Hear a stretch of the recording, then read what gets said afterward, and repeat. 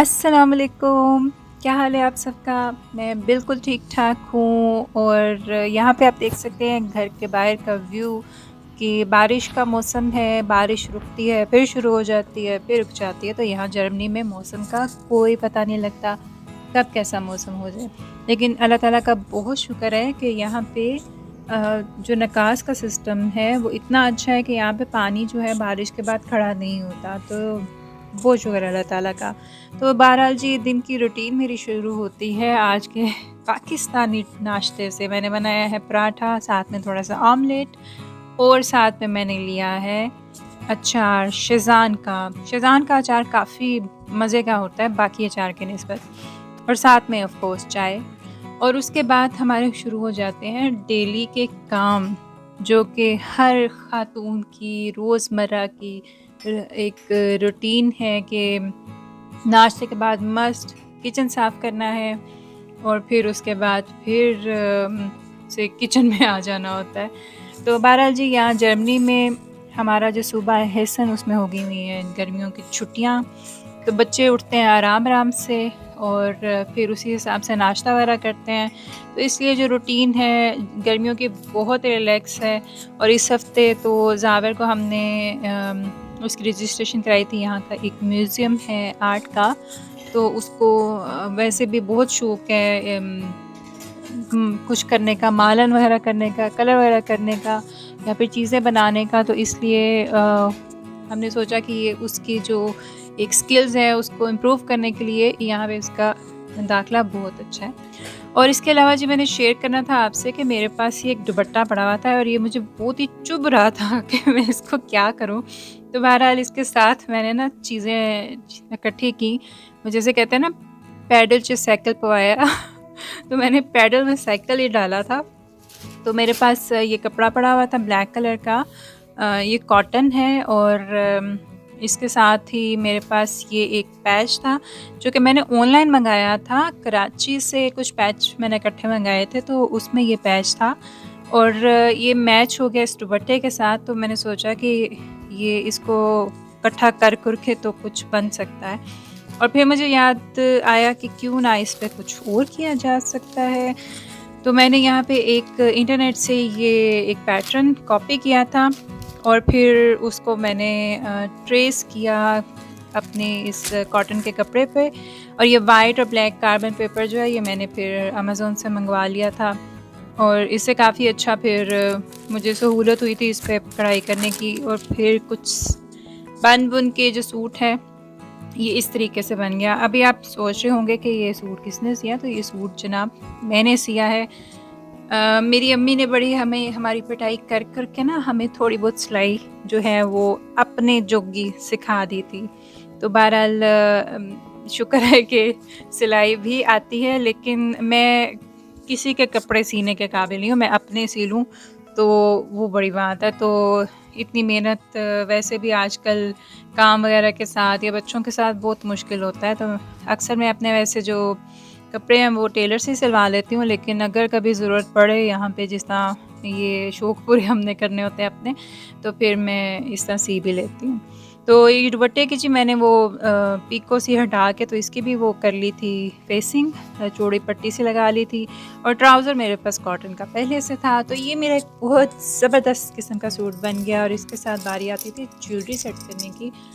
Jewellery के बगैर तो अधूरा है ना सूट। तो ये जो आपको मैंने दिखाया था पहले, ये मेरा जो नेकलेस है ये पाकिस्तान से आया था, तो ये इसके साथ काफ़ी अच्छा मैच हो गया। मैं वैसे सोच रही थी कि माला लूँ और इसके अलावा मेरे पास ये झुमके भी थे, ये भी इसके साथ पहने जा सकते हैं क्योंकि मैं सिल्वर ज्वेलरी ज़्यादा पहनती नहीं हूँ या फिर मेरे पास है भी नहीं, तो इसलिए मेरे पास ग्रे या सिल्वर में यही 2-3 चीज़ें थी, तो मैंने सोचा कि इसके साथ पहनी जा सकती है।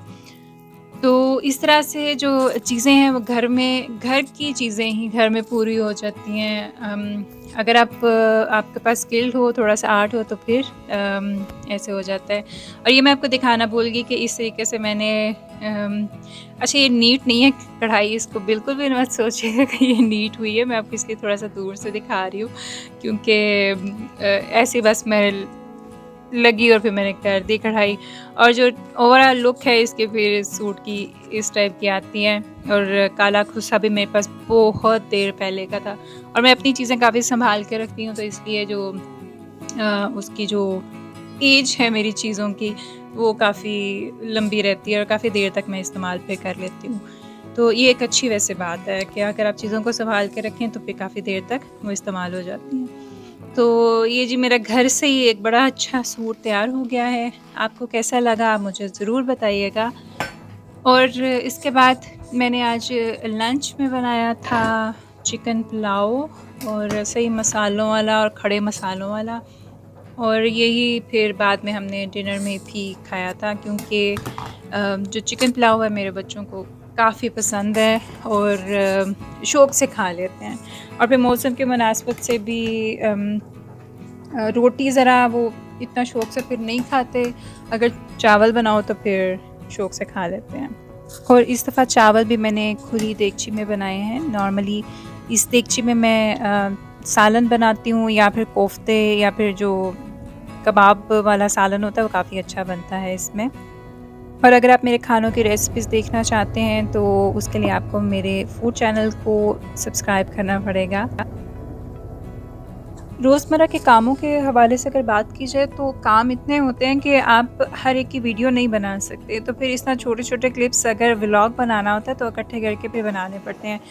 और अगर बात आती है लोगों को एंटरटेन करने की, तो मैं अपनी कोशिश कर रही हूँ कि जैसे मैंने व्लॉग बनाना शुरू किया है, तो मैं कैसे आपको वो चीज़ें दिखा सकती हूँ जो मैं एक करती हूँ। और ये वाक़ई में जो मैं आपको दिखाती हूँ ये असल में मेरी जो ज़िंदगी है उसका हिस्सा है। और जो मेरी स्किल्स हैं या मेरे पास जो भी कुछ है वो मैं दिखाती हूँ। जैसे आपको मैं यहाँ पे अभी दिखा रही हूँ कि आफ़िया ने फ़रमाइश की थी कि मामा आप मेरे नेल्स बनाएँ।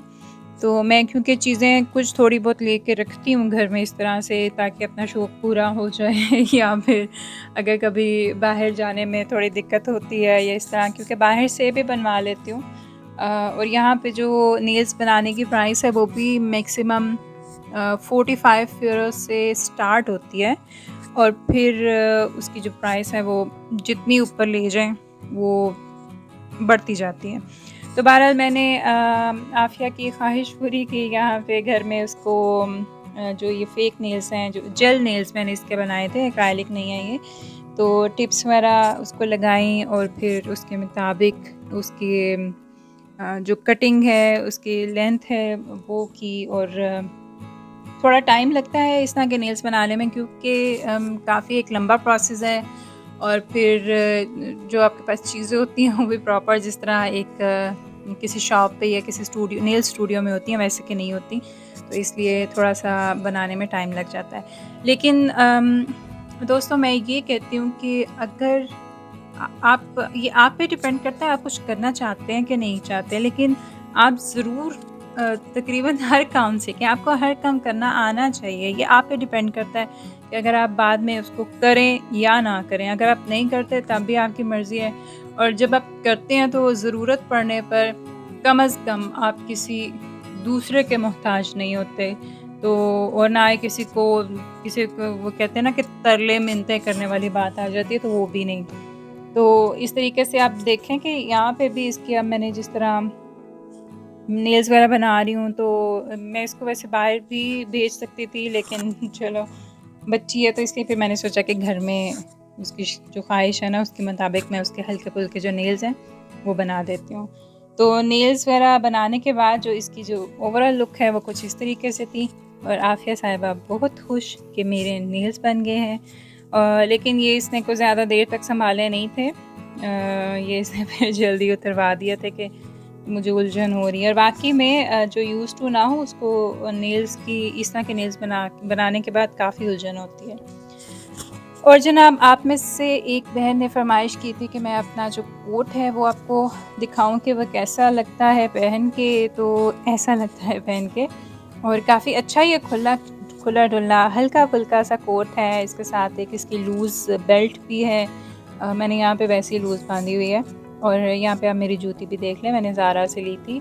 तो ज़ारा की जूतियाँ मुझे बहुत पसंद है, मैं कभी आपको कलेक्शन दिखाऊंगी मेरे पास ज़ारा की जो जूतियाँ हैं उसकी। तो ये था जी कोट जो मैंने तेमू से लिया था। इसको आप एज़ अ ड्रेस भी यूज़ कर सकते हैं, लेकिन कोट के लिए ये बेस्ट है। तो जनाब ये था मेरा आज तक का व्लॉग। तो उम्मीद करती हूँ कि आपको मेरी बातें और मेरा व्लॉग या फिर मेरी डेली रूटीन अच्छी लगती है होगी, और अगर अच्छी लगती हो तो आप वीडियो को लाइक ज़रूर करें, और अगर आप मेरे चैनल पर न्यू हैं सब्सक्राइब ज़रूर करें। इंशाल्लाह मैं अगली वीडियो में आपके साथ फिर मिलती हूँ। तब तक के लिए मुझे आप इजाज़त दीजिए। अल्लाह हाफ़िज़।